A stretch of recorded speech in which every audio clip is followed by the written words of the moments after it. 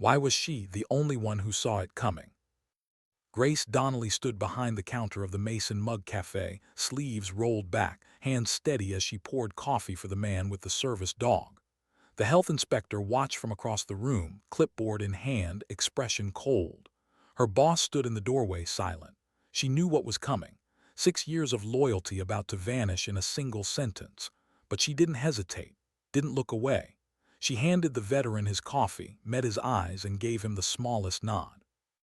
The kind that said, "You're safe here." The inspector's pen scratched across his form. Her boss finally spoke. "Grace, you're done here."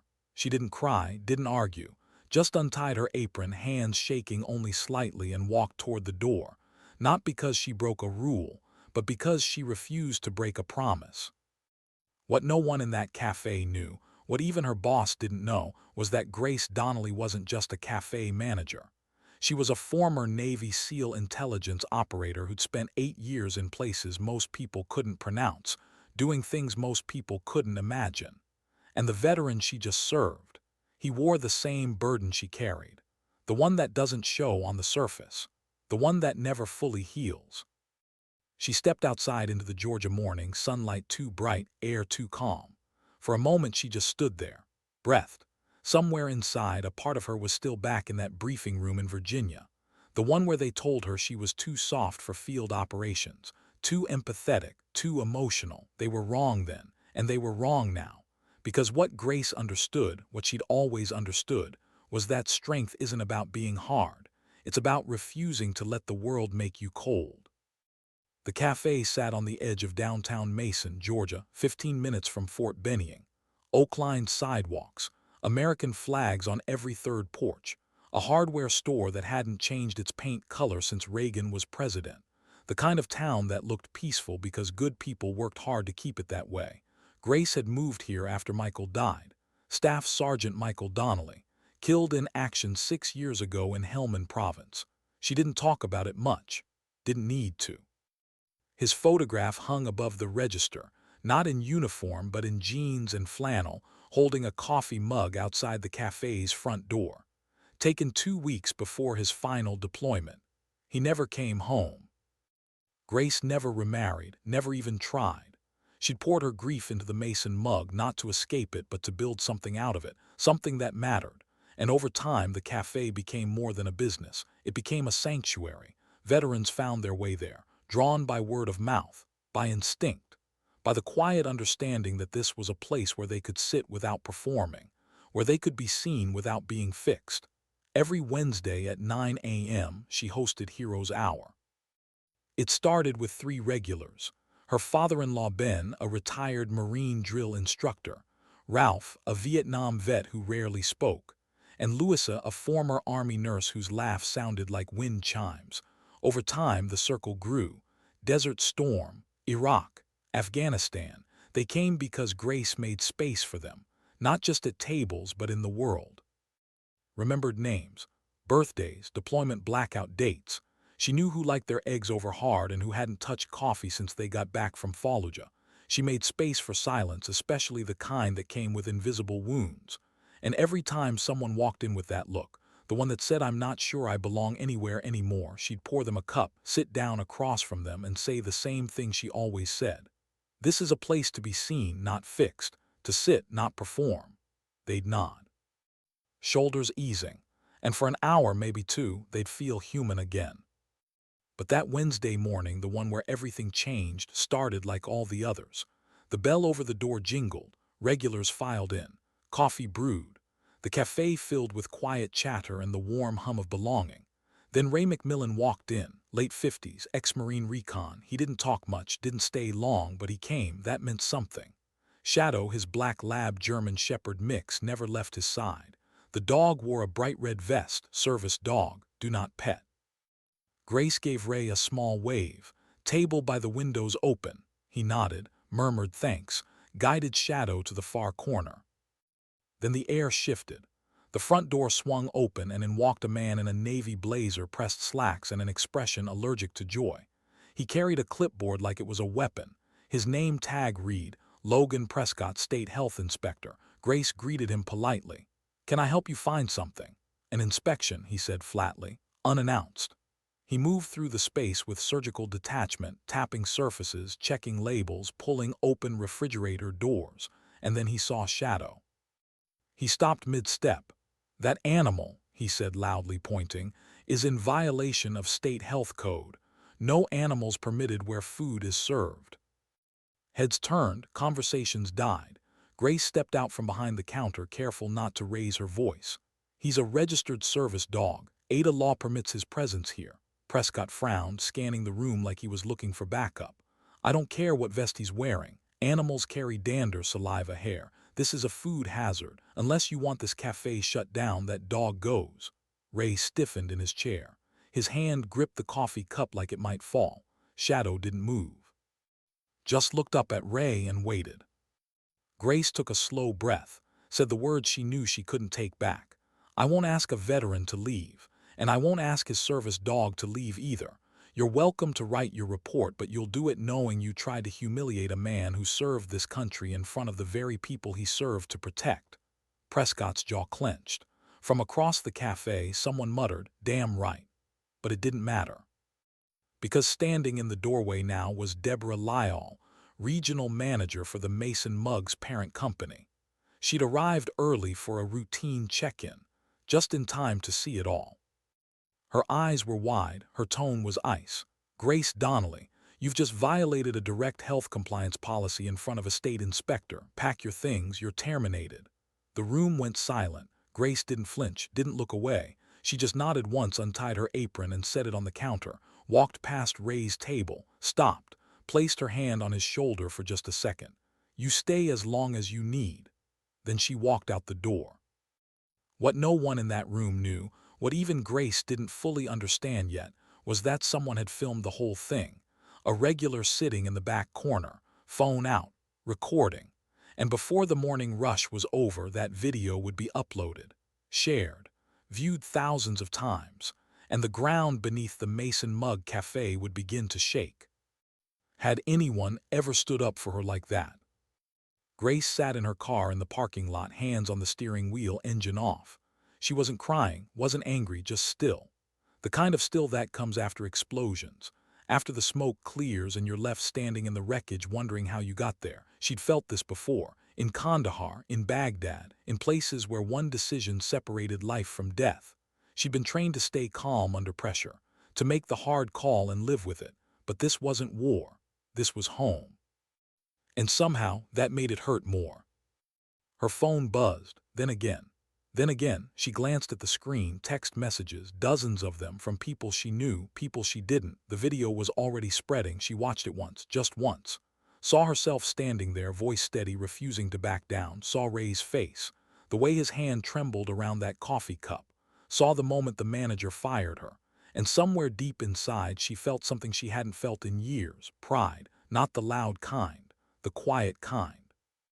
The kind that doesn't need applause. She thought about Michael, what he would have said if he were here. Probably something like, "You're gonna get yourself in trouble one of these days." Then he'd smile, that crooked smile.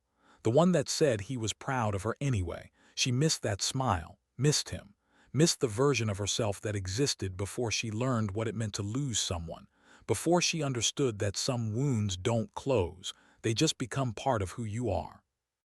Grace had joined the Navy at 22, not because she wanted to prove something, but because she wanted to belong to something bigger than herself, wanted purpose, direction, meaning. The SEALs weren't taking women for combat roles back then, but intelligence operations. That door was open, barely. She walked through it, trained harder than most men, pushed herself past every limit, not to compete, but to survive. And she did. For 8 years, she ran operations in places the news didn't cover. Gathered intelligence, coordinated missions, saved lives, lost some too, more than she wanted to remember. But it wasn't the missions that broke her. It was the silence afterward, the way people looked at her when she came home, like she was a war story instead of a person, like she should be grateful just to be alive. She was grateful, but she was also tired, tired of being strong, tired of pretending the things she'd seen didn't follow her home, tired of waking up at 3 a.m. with her heart pounding and her hands reaching for weapons that weren't there. Michael understood. He carried the same weight. They found each other at a military fundraiser in North Carolina, both on leave, both pretending to be fine. They didn't talk about the hard stuff that night, just danced, laughed. For a few hours, they were just two people who didn't have to explain themselves. They got married 8 months later. Small ceremony, quiet, just family and a few close friends. They bought a house near Fort Benning, talked about kids, about what life would look like after the service, about opening a cafe where veterans could feel at home. Grace left the Navy first. Honorable discharge. She wanted to start building that life. Michael stayed in. One more tour, he said. Then I'm done, promise. But promises don't stop bullets, don't stop IEDs. Don't stop the knock on the door at 2 in the morning from men in dress blues who tell you your husband isn't coming home. Grace opened the cafe 6 months after the funeral, not because she knew how to run a business, but because she needed something to do with her hands, something to do with the grief. The Mason mug became her mission, her new deployment, and every veteran who walked through that door became someone she could still protect, someone she could still save. It wasn't therapy. It was survival for them, for her. Phone buzzed again. This time a call, unknown number. She almost didn't answer, but something told her she should. Grace Donnelly, a man's voice asked, deep, calm, authoritative. Yes. My name is Colonel Marcus Gaines, United States Marine Corps. I just saw the video. She didn't respond, didn't know what to say. Ma'am, I need you to stay exactly where you are. I'm 10 minutes out. Why? She asked.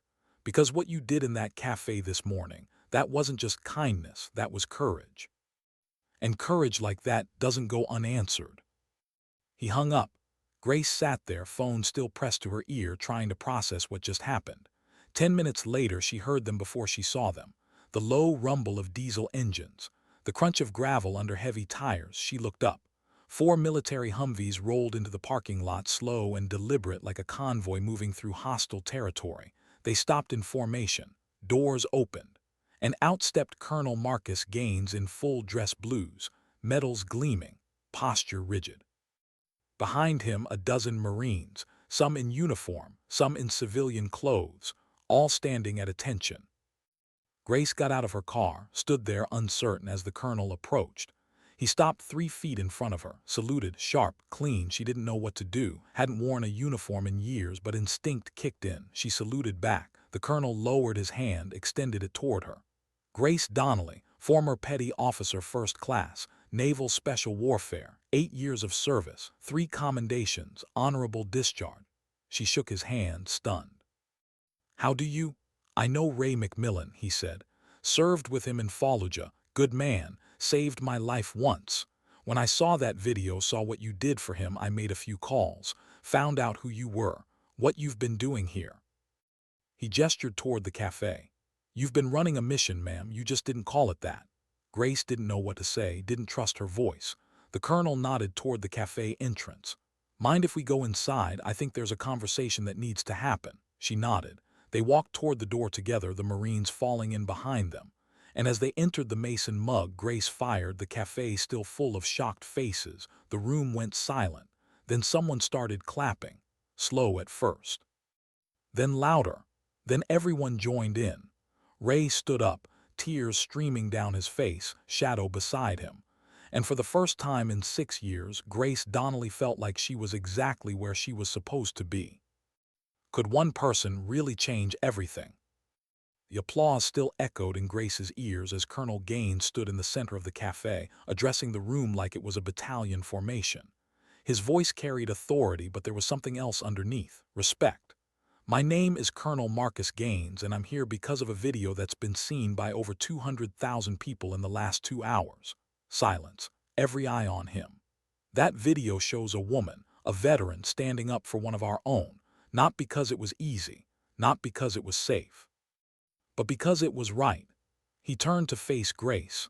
Ma'am, you were terminated this morning for refusing to remove a registered service dog from this establishment. Is that correct? Grace nodded, her throat tight. Yes, sir. The colonel turned back to the room. Then let me be clear. What happened here today was not a violation of health code. It was a violation of decency, of respect, of everything this country claims to stand for when we talk about supporting our veterans. He looked directly at Deborah Lyall, the regional manager, who stood frozen near the register. You fired a woman for upholding federal law, for protecting a veteran's rights. And in doing so, you dishonored every person in this room who ever wore a uniform. Deborah's face went pale. She opened her mouth to speak, but nothing came out. The colonel didn't wait for a response. He turned back to Grace. "Ma'am, I can't undo what happened here, but I can tell you this. You're not alone, and this isn't over." What Grace didn't know, what no one in that cafe knew yet, was that the video had reached far beyond Georgia. It had been shared by veteran advocacy groups, by active duty service members, by military families across the country. Someone tagged the Department of Veterans Affairs. Someone else tagged the Secretary of Defense. And within hours, the Mason Mug Cafe became the center of a firestorm that no one saw coming. By midday, news crews arrived. Local first, then national. Reporters set up cameras outside the cafe, interviewing anyone who would talk. Veterans who'd been there that morning told their stories. Ray McMillan stood in front of a microphone, Shadow by his side, and said 6 words that would be quoted for weeks. "She treated me like I mattered." Inside the cafe, Grace sat in the back corner, overwhelmed. Lena Ortiz, one of her regular customers and a former Army medic, pulled up a chair. "You okay?" Grace shook her head. "I just wanted to run a cafe, pour coffee, make people feel safe. I didn't ask for this." Lena smiled gently. "You never do, but that's why it matters. The people who chase attention, they're not the ones who change things. It's the ones who just do the right thing and don't look for credit." Grace looked at her. "What happens now?" Lena shrugged. "I don't know, but I know this. You just reminded a lot of people what integrity looks like, and that's not nothing." By evening, the corporate office of the Mason Mug's parent company released a statement. It was brief, vague, said they were reviewing the situation and committed to supporting both employees and customers. It was the kind of statement that said everything and nothing at the same time. Grace read it on her phone and felt nothing. No relief, no vindication, just exhaustion. She'd been fired. Her livelihood was gone, and all the attention in the world couldn't change that. But then another call came. This time from a lawyer, pro bono. "Ms. Donnelly, my name is Andrea Chen. I represent several veteran advocacy organizations. We'd like to file a wrongful termination suit on your behalf. No cost to you. We believe you have a strong case, and more importantly, we believe this matters." Grace hesitated. "I'm not looking for a fight." "I understand," Andrea said. "But sometimes the fight finds you anyway, and when it does, you have a choice. You can walk away or you can stand your ground. You've already done the hard part. Let us handle the rest." Grace thought about Ray, about Shadow, about every veteran who'd ever walked into the cafe looking for a place to belong. She thought about Michael, what he would do if he were here, and she knew. "Okay," she said quietly. "Let's do it." Lawsuit was filed 3 days later. The response was immediate. Social media exploded. Veteran groups rallied. Politicians issued statements, some supportive, some dismissive. The parent company tried to downplay the incident, calling it a misunderstanding and an unfortunate overreaction. But the damage was done. Customers stopped coming to Mason Mug locations across the state. Veterans organized boycotts. And within a week, the company's stock dropped 4%. Grace didn't celebrate. Didn't feel victorious. She just felt tired and worried, because public attention is a double-edged sword. It shines a light, but it also burns. Then something unexpected happened. Colonel Gaines returned, not with Humvees this time, just himself. He found Grace at her apartment, sitting on the porch with a cup of coffee. "Mind if I sit?" he asked. She gestured to the chair beside her.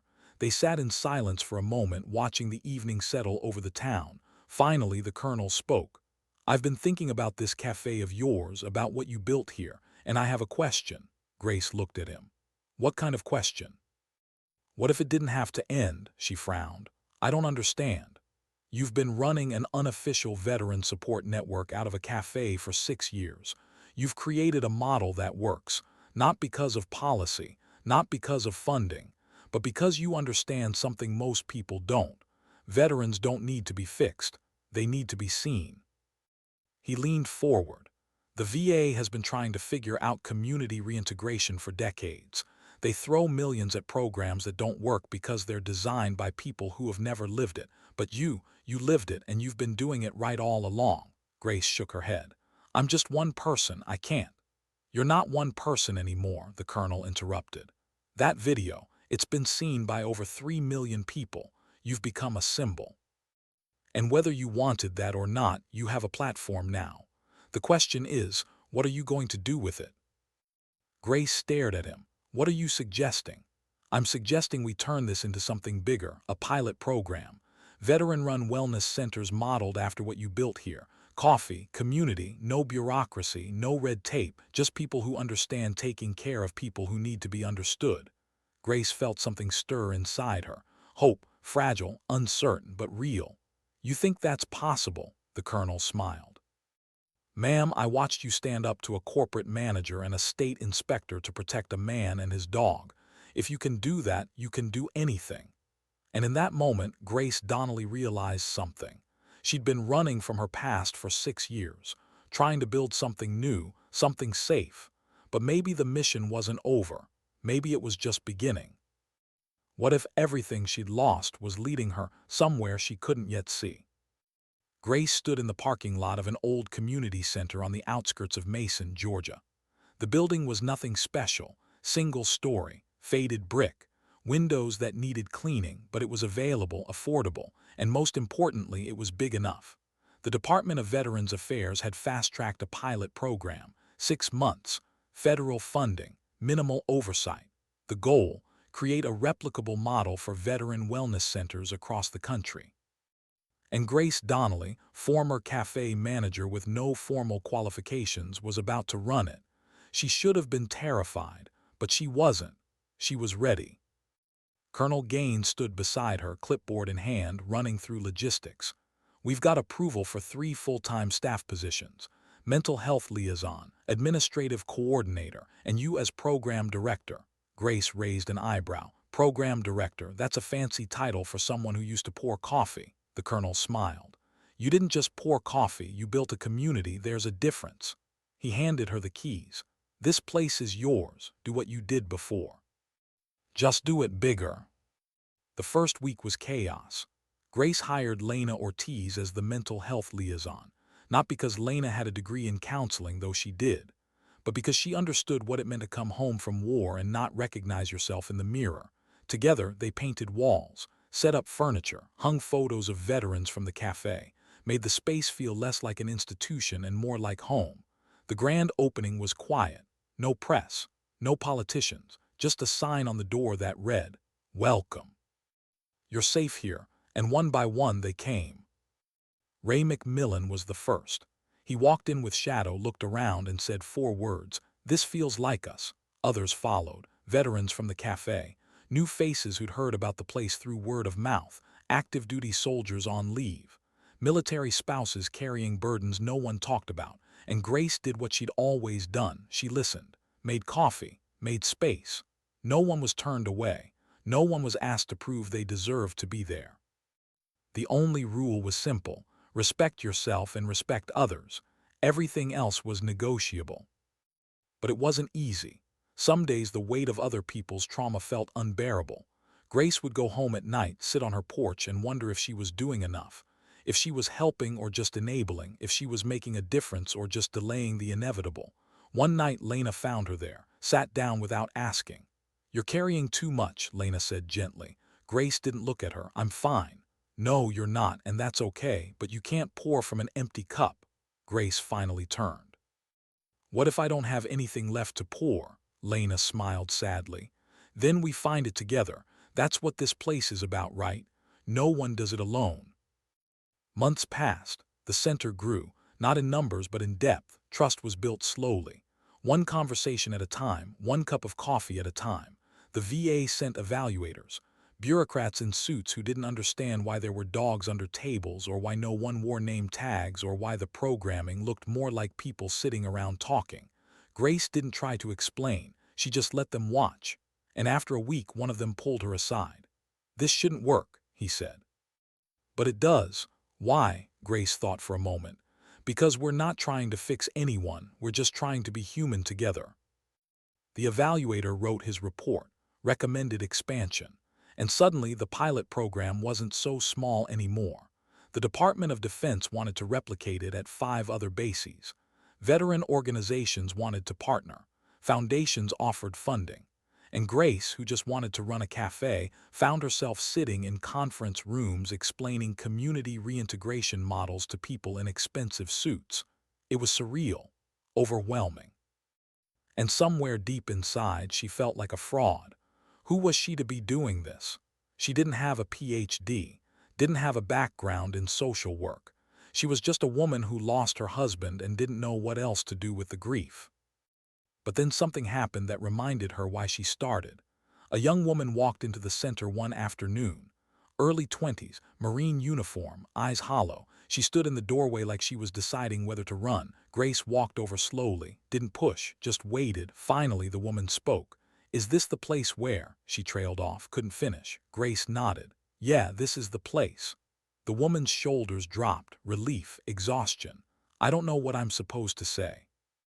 "You don't have to say anything," Grace said softly. "You just have to be here." The woman nodded, sat down, and for the first time in months she cried. Her name was Corporal Tiffany Brooks. She just returned from deployment in Syria, lost 3 members of her unit in an ambush, survived without a scratch, and couldn't understand why. Survivor's guilt, PTSD, all the acronyms that tried to contain something that couldn't be contained. Grace didn't offer platitudes, didn't tell her it would get better, just sat with her, let her cry, let her be angry, let her be broken.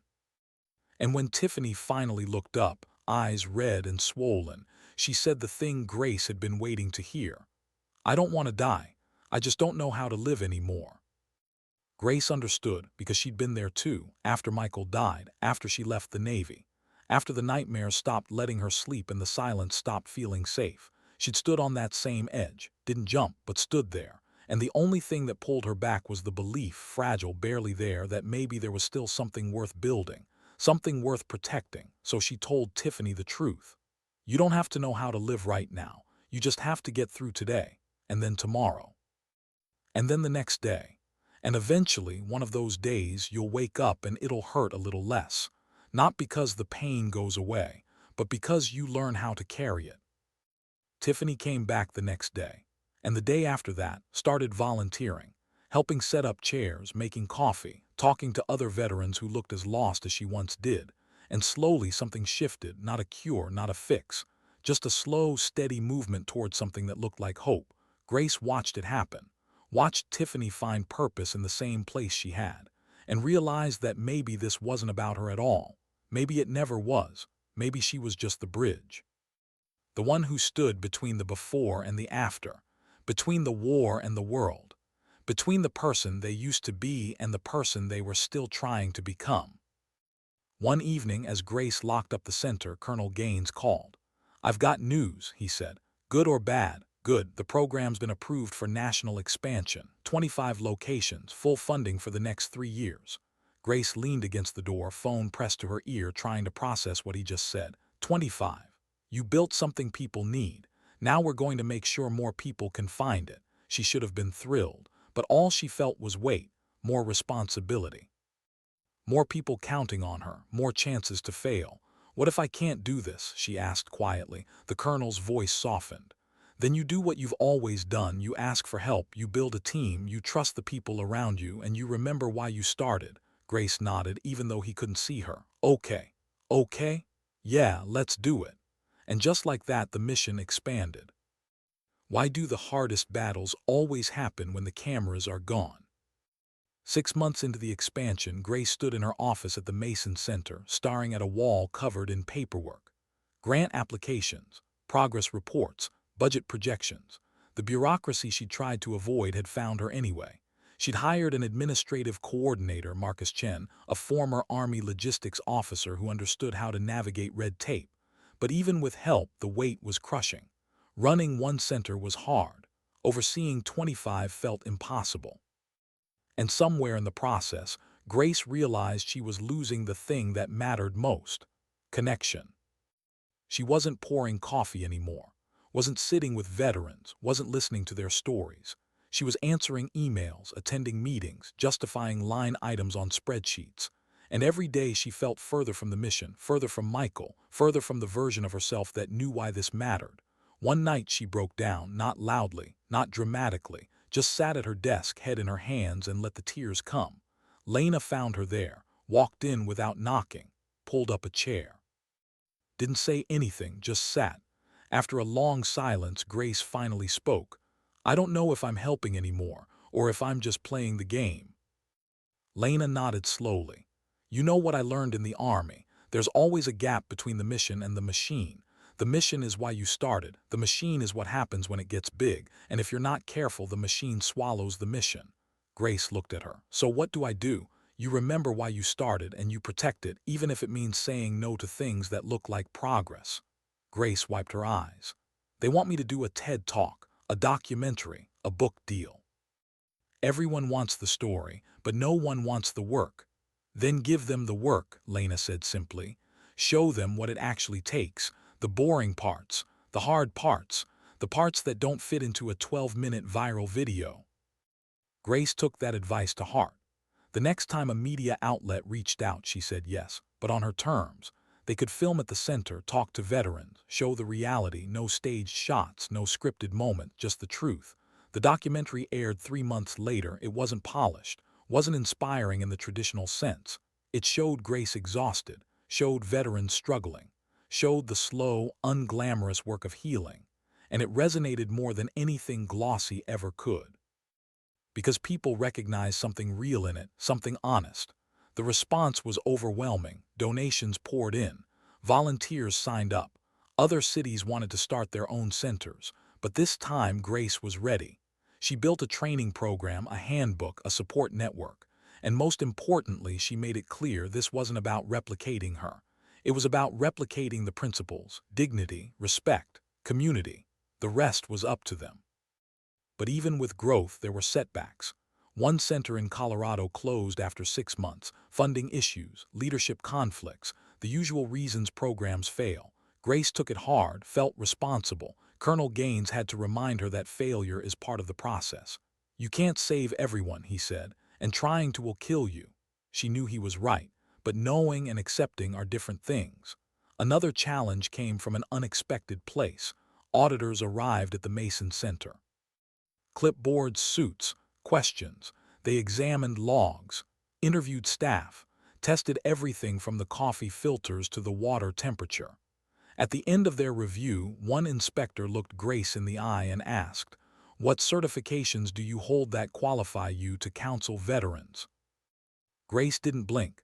"I don't have certifications, just consistency and kindness." The inspector didn't respond, just took notes. A week later, Grace received a formal notice. The center was being reviewed for possible model expansion. Colonel Gaines called it a victory. Grace just called it exhausting. But through it all, the veterans kept coming. That's what mattered. Ray still showed up every Wednesday with Shadow. Tiffany now ran a peer support group for female veterans. New faces appeared every week. Some stayed, some didn't, but they all left knowing they'd been seen, that they mattered, that they weren't alone. One afternoon, Grace returned to the Mason mug. She hadn't been back since the firing. Lena was behind the counter now, running the place with the same care Grace once did. "You're supposed to be famous now," Lena teased, sliding a coffee across the counter. "I'm just here for coffee," Grace said, smiling. The cafe had changed. Photos of veterans lined the walls: Ray, Tiffany, others. A new sign hung near the register: "Grace's Corner, where no one sits alone." It was strange seeing her name like that. Like she'd become a symbol instead of a person. But she understood why it mattered. Sometimes people need symbols, need proof that standing up for what's right doesn't always cost you everything. Later that evening, Grace drove across town to speak at a local fundraiser for veteran families. Small event. Mostly older folks and kids with crayon posters. She spoke without notes. "I didn't set out to build a program. I just refused to throw out a man and his dog." The crowd fell silent. Then applause, loud, long, real. And in the back, Ray stood, silver star pinned to his chest, and gave her a quiet salute. That night back at the center, Grace sat alone by the wall of photos. She added one more. A picture of the cafe taken the day after the Humvees came. People standing shoulder to shoulder, dogs under tables, coffee in every hand. No fear, no shame, just connection. Above it she taped a small card. Legacy isn't what we build for ourselves, it's what we protect in others. And in that stillness Grace understood. The cafe hadn't closed, it had simply moved, grown, evolved. The mission was the same, just bigger now, and whether she felt ready or not, it was hers to carry. What does honor look like when no one's watching? 3 weeks after the fundraiser, a letter arrived. Sealed envelope, gold emblem of the Department of Defense. Colonel Gaines handed it to Grace personally. They stood in her office at the wellness center, surrounded by the quiet hum of a space still learning how to heal. He didn't say much, just, "You'll want to sit for this." She opened it slowly. The official language blurred as her eyes scanned the first line. "You are hereby nominated for the National Civilian Commendation for Distinguished Service to Veterans." She read it again, then again. "I didn't do anything special," she whispered. Colonel Gaines chuckled. "That's exactly why you're getting it." Letter came with an invitation, not just to attend a ceremony in Washington, but to speak at the National Veterans Advocacy Conference. Grace felt her knees go weak. "I'm not a public speaker. You are now." The day she left for D.C., she packed light, one blazer, Michael's old watch, and the same notebook she'd used behind the cafe counter for years. Names, birthdays, notes like "Tiffany prefers tea" and "Don't ask Ray about May 15th." That notebook had carried more weight than any resume. As she waited at the airport, she heard someone call her name. "Need a ride, Miss Donnelly?" She turned to see Ray McMillan standing tall in full dress blues, shadow calm by his side, tail gently wagging. "The base assigned me as your escort," he said with a grin. Grace laughed, half nerves, half awe. "You clean up pretty good," he smirked. "You're the one about to speak to the Pentagon." The ballroom at the conference was larger than she expected. White tablecloths, polished brass podium, cameras at every angle. Her name glowed on the screen behind her in elegant lettering. When she stepped up to the microphone, her voice was smaller than the room, but the room leaned in. "I'm not a general. I'm not a doctor. I didn't write policy. I managed a cafe near a military base. I served coffee. I listened." A pause, but in that space I watched something sacred happen. Veterans came not for advice but for presence. They didn't need to be fixed, they needed to be seen. People nodded. A few wiped away tears. "One day I got fired for letting a man sit with his service dog. That was the moment everything changed. But the truth is, it was never about coffee. It was about dignity." Applause thundered through the hall. Ray stood in the back. He didn't cheer, didn't clap, he just nodded. Like a soldier hearing orders finally clearly. Later that night, as the sun dipped behind the Potomac, Grace stepped outside alone. She needed air, space, silence. A man in a gray suit with a white beard approached, quiet, kind eyes behind thin glasses. "You don't remember me, do you?" he asked. She studied his face. It stirred something. He pulled out an old photograph. Grainy, faded, her, Michael, and the older man in uniform outside the cafe long before her husband's last deployment. "You poured me a cup of coffee the day I got my medical discharge. You didn't say anything. You just smiled. It was the first time I felt like myself again." He held out the photo. "It's yours now." She took it with trembling fingers, words caught in her throat. Back home in Mason, the town held a welcome celebration, but Grace didn't go straight there. She returned to the wellness center, late, quiet. A few veterans still lingered near the fire pit. She walked to the wall of photos, reached into her bag and added one more, a snapshot of the conference crowd giving her a standing ovation. Beside it, she taped the old cafe photo, the one with Michael and the soldier from long ago. And below them, she wrote a simple line, "Honor grows where kindness is consistent." As she turned to leave, a young veteran with nervous eyes stepped through the door. "Is this the place for, people like us?" Grace smiled gently. "No, son, this is the place for people like all of us." And just like that, her circle wasn't just full, it was open.